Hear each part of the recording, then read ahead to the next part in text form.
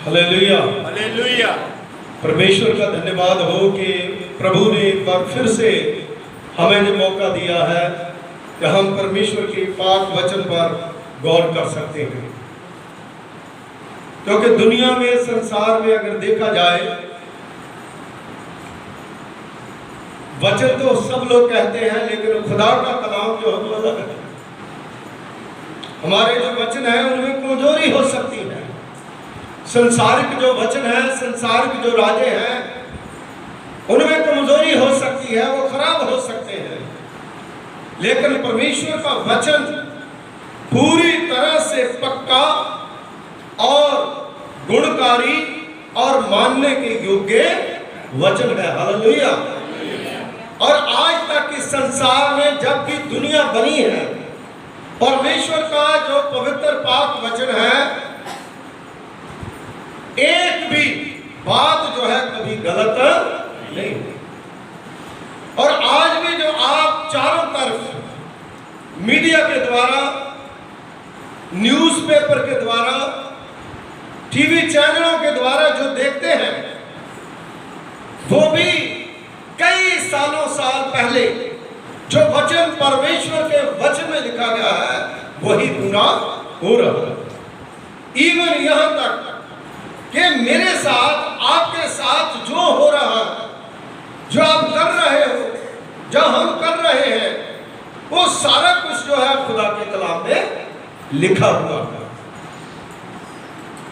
क्योंकि परमेश्वर का वचन, खुदा का कलाम जो है एक ऐसा शीशा है जो संसारिक समस्याएं, जो आज आपदाएं, जो आज हड़ का जो माहौल है, आज जो अकाल है, ये सारी चीजें खुदा का कलाम जो है पहले से प्रभु यीशु मसीह के शब्दों के द्वारा हमें आगाह कर चुका है।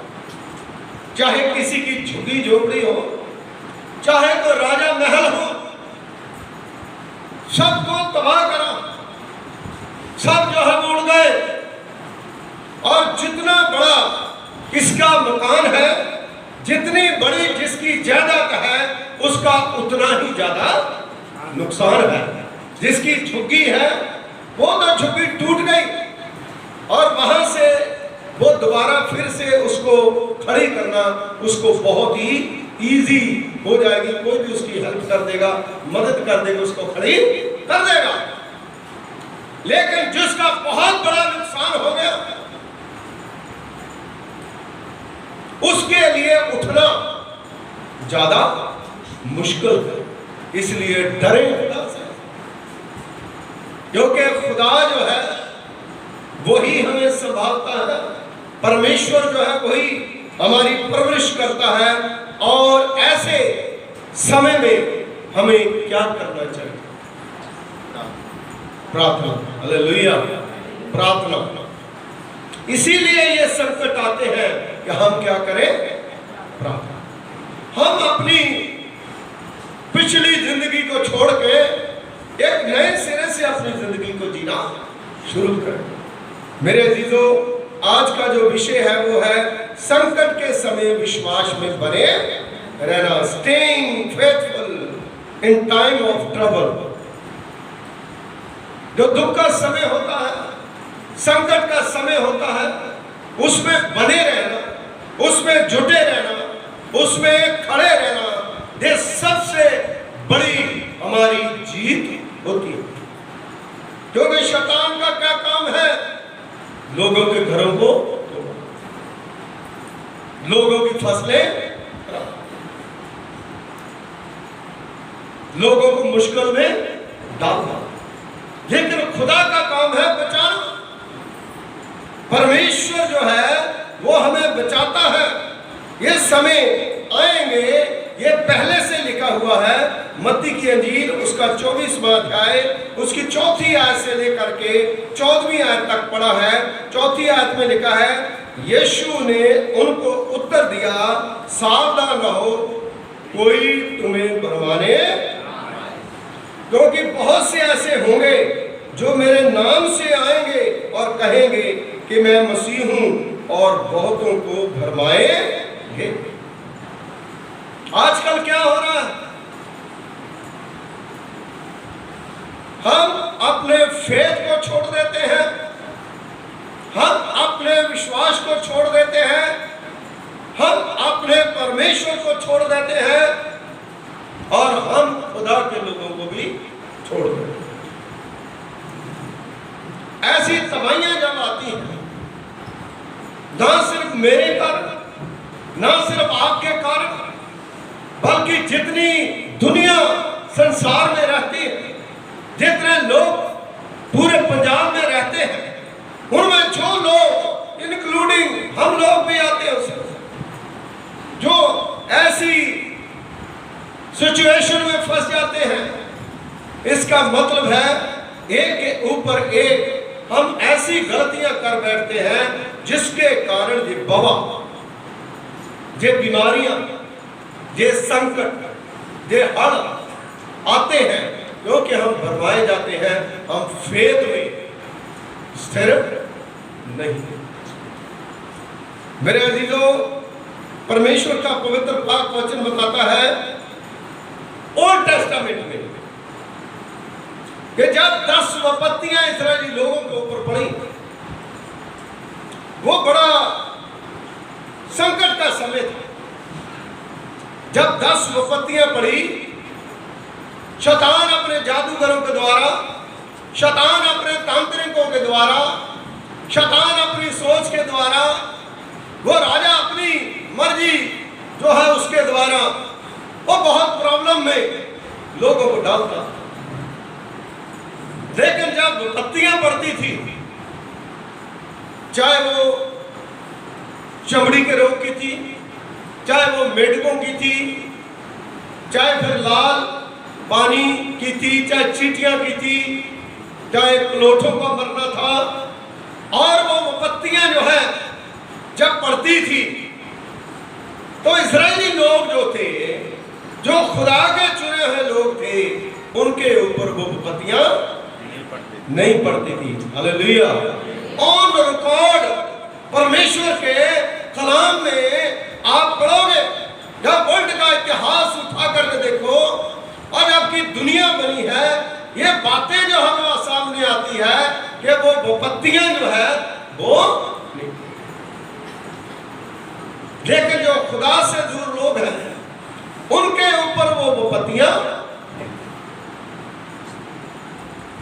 इसलिए मेरी बहनों, मेरे भाइयों, ये जो संकट का समय है, उसमें आप शैतान के भरमाए में ना आए। आप दीन बने, नम्र बने, परमेश्वर के सामने आए, प्यार जो है वो एक दूसरे को करें, क्योंकि परमेश्वर प्यार है। परमेश्वर ने प्यार करा इंसान से, इसलिए इंसान को बनाया। इंसान गुमराह हो गया, फिर उसके बाद परमेश्वर ने अपने प्यारे पुत्र प्रभु यीशु मसीह को, यानी खुद खुदा बन के इस दुनिया में आया, उसने भी प्यार करा फिर से दोबारा कि इंसान जो है खुदा के ऊपर विश्वास करे और परमेश्वर के साथ मिला रहे। हालेलुया। मिलना जो है वो बहुत जरूरी है हमारे विचारों में,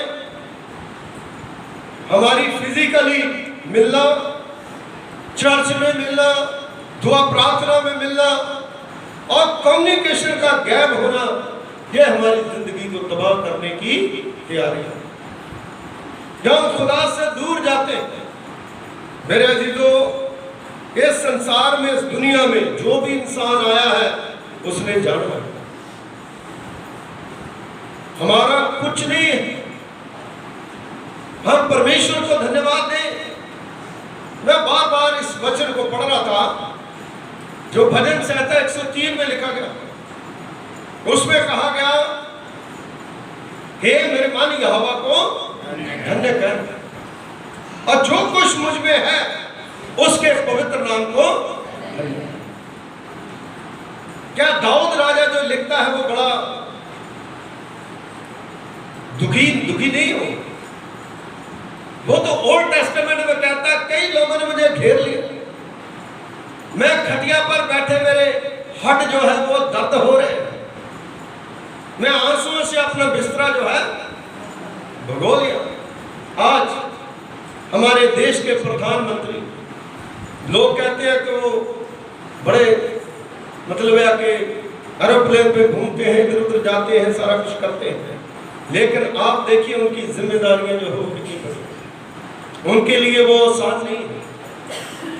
जब राजा दाऊद था उसके लिए वो आसान नहीं थी। उसके पास बहुत सी समस्याएं थी, बहुत सी परेशानियां थी, बहुत सी उसे टेंशनें थी, लेकिन उसके बावजूद भी उसने ये कहा, हे मेरे मन यहोवा को हालेलुया।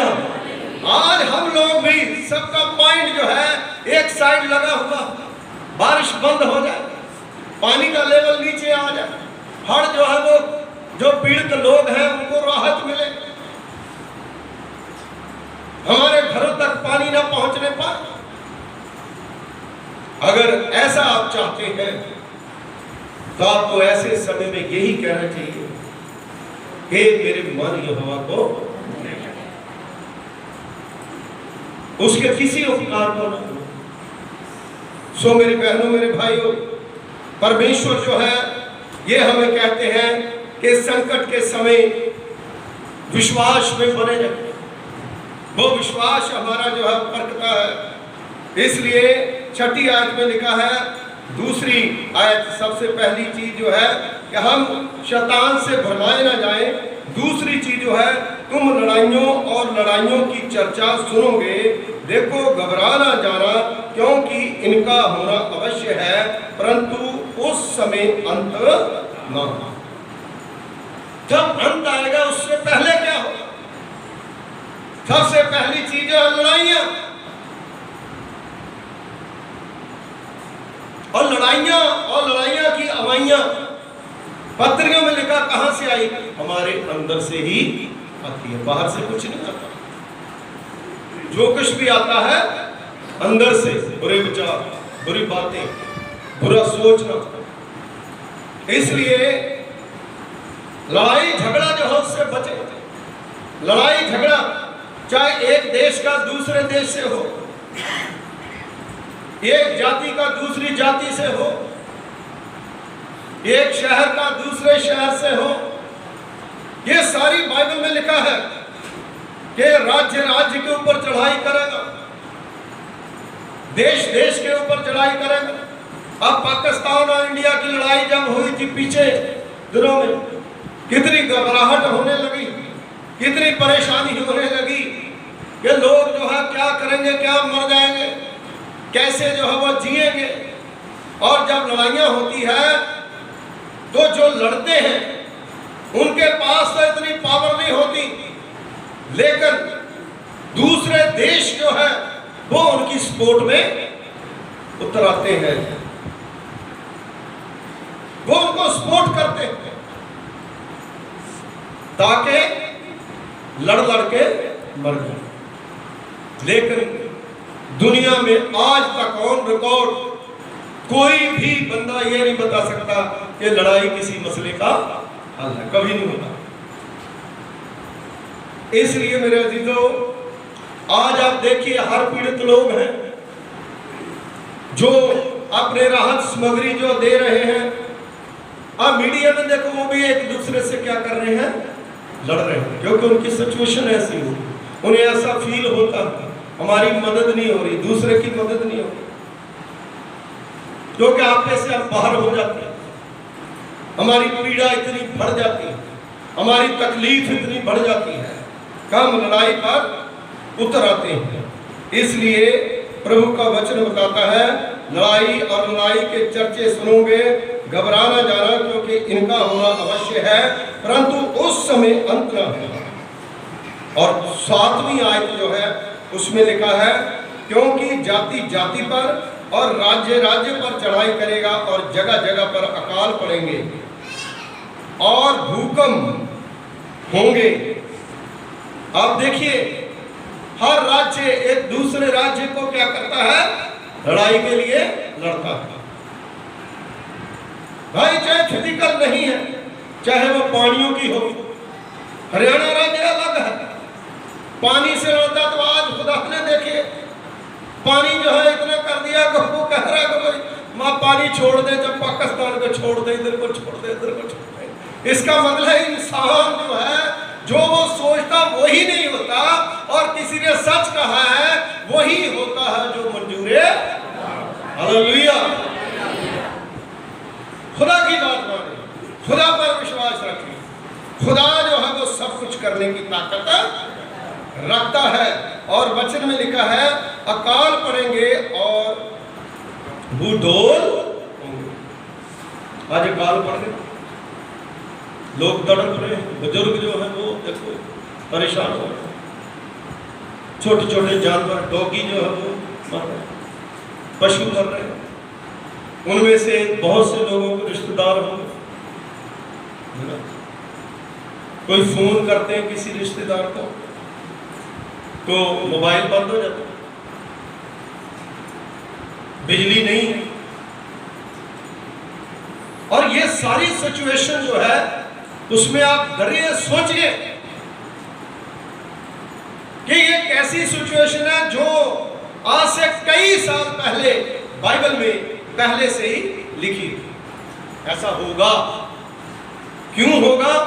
क्योंकि खुदा भी जानता है कि संसार जो है ये पाप का डेरा है। आज जितना खुदा का नाम होता है उतना ही शैतान अपना काम करता है। इसलिए मेरी बहनों मेरे भाइयों, वचन में जो लिखा गया अकाल पड़ेंगे, अकाल के समय भी परमेश्वर चाहे मुझे और आपको रोटी मुहैया करता है।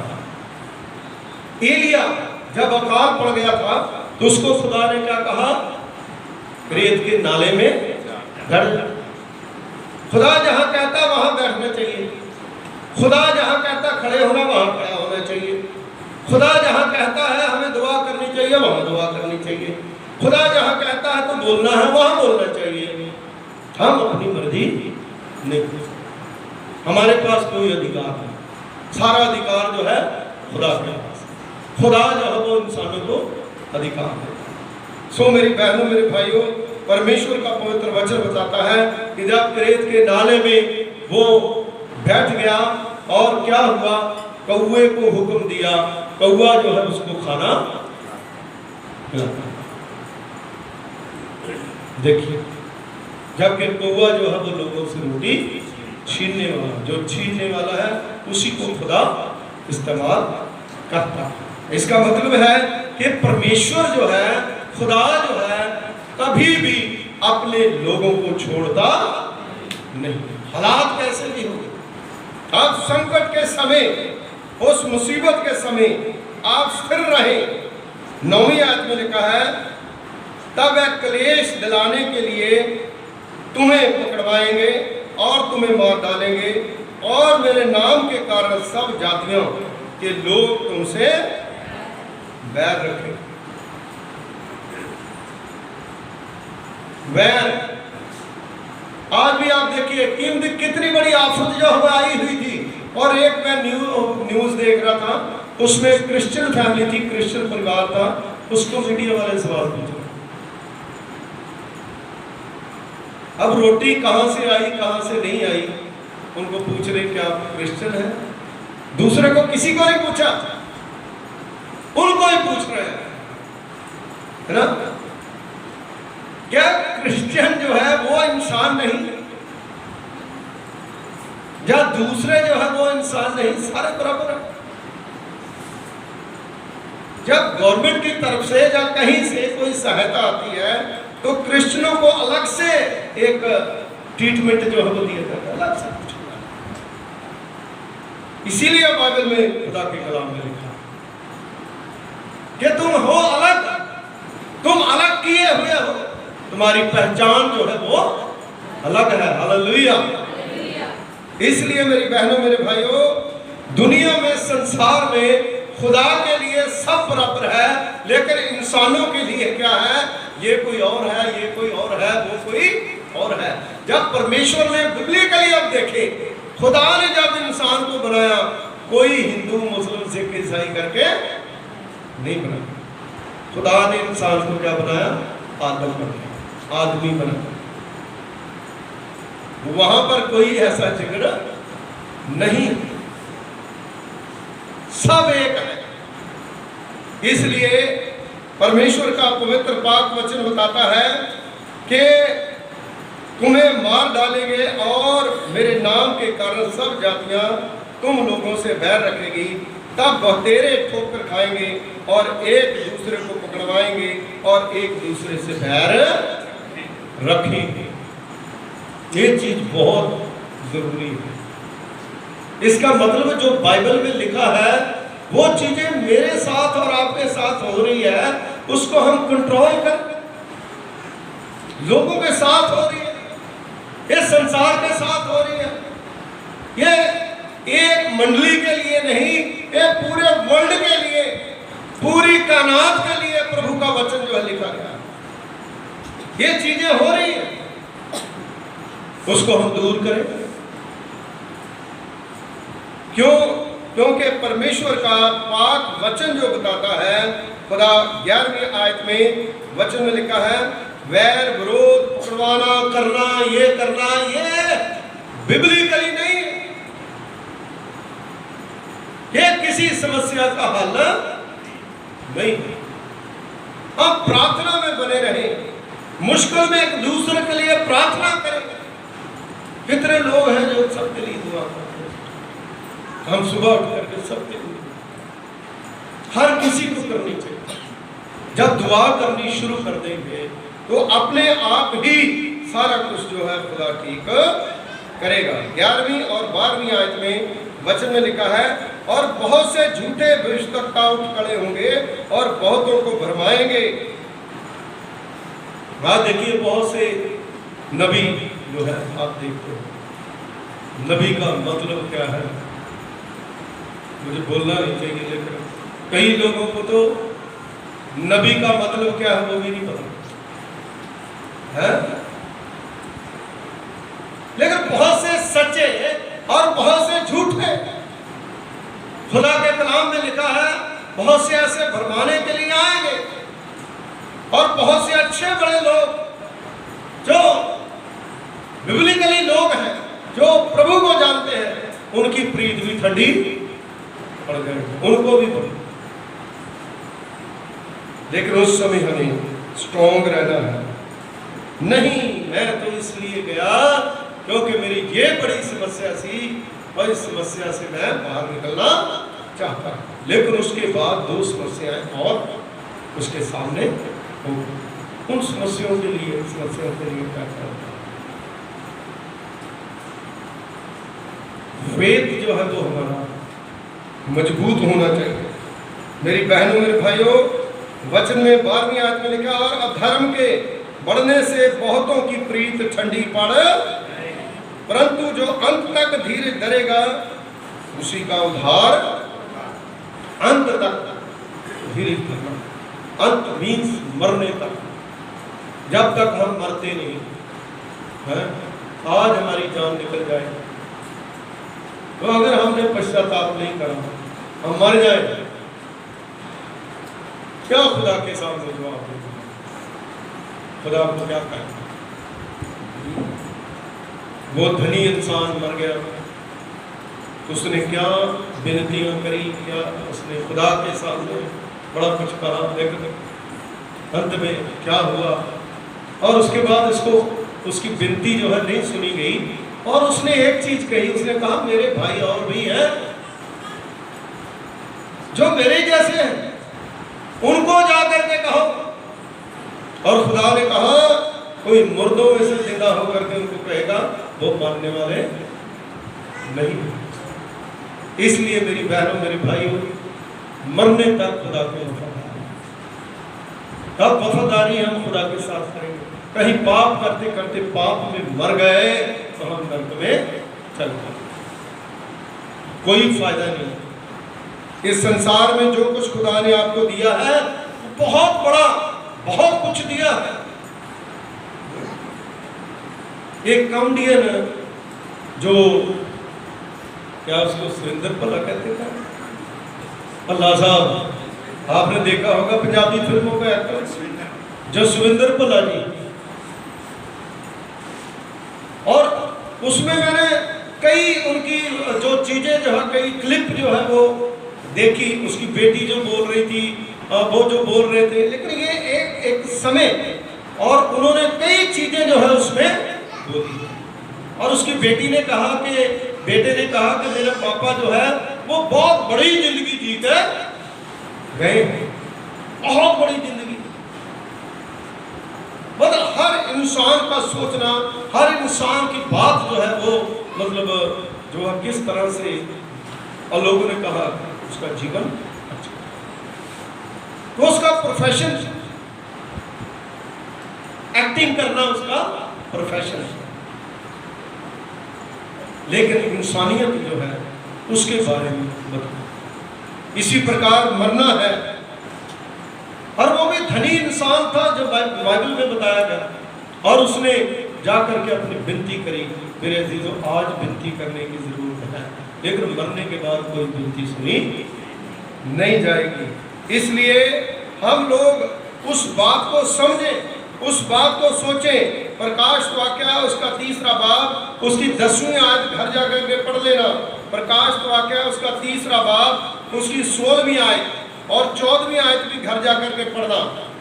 और लास्ट में आपको बताना चाहूंगा, ये हड़ पीड़ित जो लोग हैं वो समस्याओं में है, वो परेशानियों में है, लेकिन जब उत्पत्ति की पुस्तक उसका 7वां बाब उसकी 17 आयत से लेकर के 24वीं आयत तक पढ़ते हैं, 8वें बाब में पढ़ते हैं, तो ये समस्याएं आती क्यों है?